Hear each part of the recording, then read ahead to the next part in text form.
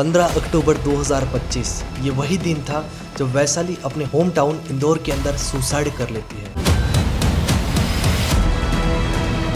अगर आप वैशाली को उसके सोशल मीडिया अकाउंट से देखोगे तो आपको कभी नहीं लगेगा कि वैशाली अंदर ही अंदर इतने ज़्यादा टफ टाइम से गुजर रही है। वैशाली अपनी पिक्चर्स में इतनी ज़्यादा दरिया दिली लगती है कि वो अपने इंटरव्यूज़ और रील्स में हमेशा हंसकर बात करती हुई ही नजर आती है। आखिर उस रात वैशाली ठक्कर के साथ ऐसा क्या हुआ था कि वो इतना बड़ा कदम उठा लेती है। वैशाली ठक्कर उज्जैन की एक मिडिल क्लास फैमिली से बिलोंग करती थी और उसके सपने मिडिल क्लास लोगों जैसे ही थे, कोई एक्स्ट्रा ऑर्डिनरी नहीं थे। बट उसको स्टार्टिंग से ही एक्टिंग करने का शौक था और एक्टिंग की दुनिया में वो अपना नाम कमाना चाहती थी। उसने इंदौर से ही एंकरिंग के लिए पहले इंटरव्यूज देना स्टार्ट किया और इंटरव्यूज में वो खूबसूरत तो ऑलरेडी थे ही और ब्यूटी विथ ब्रेन यानी कि उसका दिमाग भी ऑलरेडी चलता ही था अच्छा खासा, जिसकी वजह से एंकरिंग में उसका सिलेक्शन हो जाता है और उसके बाद वो इंदौर आती है।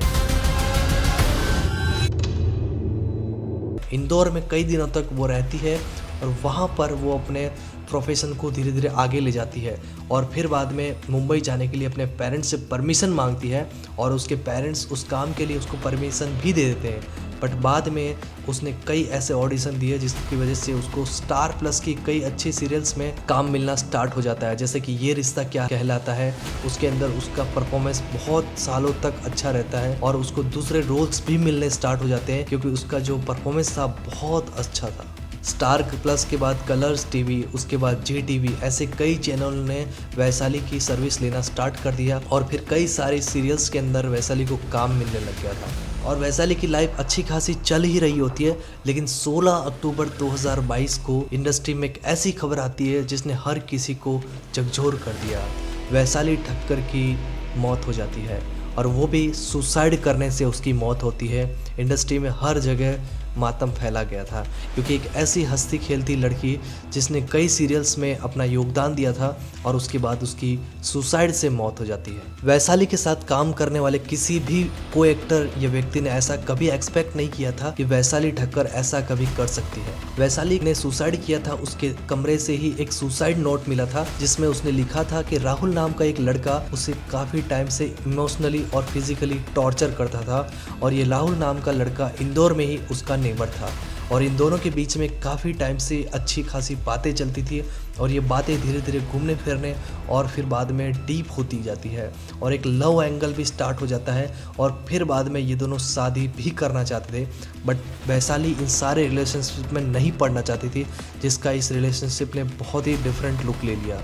वैशाली ने राहुल से बातचीत करना पूरी तरह से बंद कर दिया था और राहुल को ये बात बिल्कुल पसंद नहीं आती थी क्योंकि वो वैशाली के साथ अपनी लाइफ स्पेंड करना चाहता था और उसे अपना लाइफ पार्टनर ही बनाना चाहता था। बट वैशाली ने सारी चीज़ें बंद कर दी। वैशाली के फादर से बातचीत की गई तो पता चला कि वैशाली की डेथ से 4 दिन पहले ही राहुल वहाँ पर आया था और उसने बहुत सारी बातें की, वैशाली को साथ रखने के लिए भी कहा। बट वैशाली की शादी ऑलरेडी फिक्स कर दी गई थी और उसका हस्बैंड सॉफ्टवेयर इंजीनियर था और वो यूएस में जॉब करता था। ऑलरेडी सेटल पर्सन से उसकी शादी कर चुके थे उसके फादर, बट फिर भी वो राहुल नाम का व्यक्ति वैशाली के साथ ही शादी करना चाहता था। राहुल नाम का ये लड़का वैशाली को बार बार ब्लैकमेल करता था और उसके प्राइवेट वीडियोस भी लीक करने की बार बार धमकी देता था।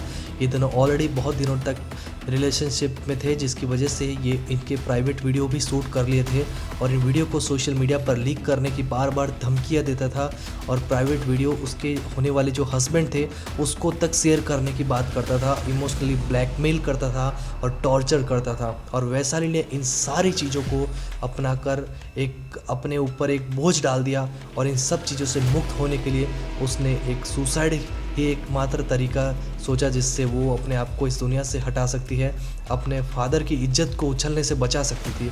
इसलिए वैशाली ने इतना बड़ा कदम उठाया कि उसके फादर को अब तक गिल्टी फील हो रहा है क्यों वैशाली की मदद नहीं कर पाया वो।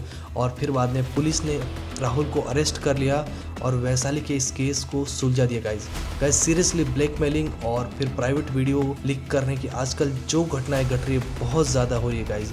तो गाइज आज का ये वीडियो इतना ही, बस मिलते हैं अगले वीडियो में।